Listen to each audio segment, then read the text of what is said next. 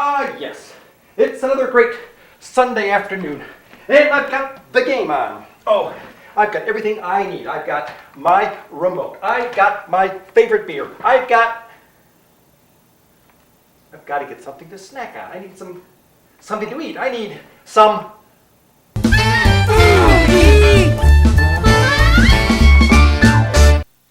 What makes something a snack is, of course, the base.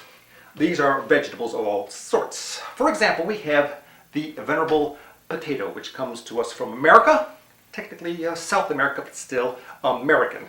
With the potato, we cut it slim and fry it up, add salt. We get the potato chip, one of the most popular snacks in America today. Now, the history behind the potato chip is interesting. It came from New York. There was a resort up in upstate New York, and a patron there complained about the potatoes he was getting. He thought they were too thick and they were underdone. Well, the chef was enraged and thought, okay, I will fix him. I will take a potato, I will take a knife, and he stabbed him. Next in our bases is, of course, corn, another excellent American tradition, the corn. Now, what they do in Central America, for example, they would take the corn, they would mash it up and make a tortilla, or in this case, we take that corn mash, we fry it, salt it, and we get the tortilla chip.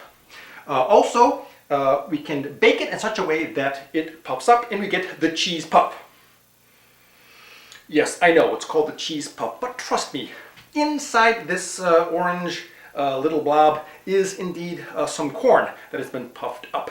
It is just the outside that has some bizarre kind of flaked salt, and they claim it's powdered cheese, but oh well, it's I think it's more like a pigment they use for traffic road signs, but it does explain why the material comes from Roswell, New Mexico.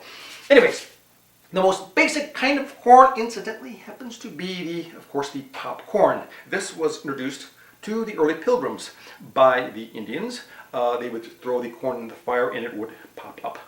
Interestingly enough, the popcorn was originally considered to be a breakfast food. Yes, they actually ate this for breakfast, but later on it became more popular to have the pilgrims be watching a baseball game, and the Indians would come up and take their tomahawks, crack them in the head for their attacks. This is where we get the name Cracker Jack. After corn, we have wheat. Wheat is, of course, very popular in Europe. We grow a lot of it here in America. With wheat, if you mash it flat, don't let it rise too much, and bake it, you get a cracker. But you can let it rise. When you let it rise, you get things like the bagel or a donut or soft pretzels. But I have here a hard pretzel, for example. Interestingly enough, the shape of the pretzel was invented when a baker got stuck in the New Jersey Turnpike interchange. Anyways, after wheat, we have rice. Rice comes to us from the Orient, Asia. You can flatten it out and fry it up like the wheat and make a cracker. But some people have a way of bursting open, I should say, the rice to make these little puffs, and they press them into these hockey pucks, which are supposed to be some sort of a snack food. Well, speaking of hockey pucks, actually, it was Canada. They would take their used maple syrup, pour it into those tuna tins, and leave it out overnight to freeze. And in the morning, they would pop it out, and they would have hockey puck. This explains why Canada is famous for hockey, maple syrup, and violence.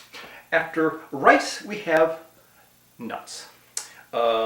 Nuts are grown all over the world. Here in America, of course, we have peanuts. Just ask any former president. Brazil nuts, which come from Mexico. Macadamia nuts come from Macedonia. And cashew, Gesundheit. What you do next is up to you. Some people like to add dips. These dips come in a variety of kinds. There are your salsa, sour cream, hummus, mustard, guano, whatever. But also it makes a snack, a true American style snack, is grease. It's not a snack unless it has grease somehow involved. There are a variety of greases. You can have vegetable oil, you can have butter, lard, Mediterraneans. Grease, of course, was invented in 1802 by John Travolta. After the grease, the most important ingredient is, of course, the salt. Some people think, well, do we need salt? Some people like donuts and that kind of thing. They're sweet things. No, the condiment of choice is always salt. Not sugar, not pepper, not ginger, not dry cat food, or monosodium glutamate.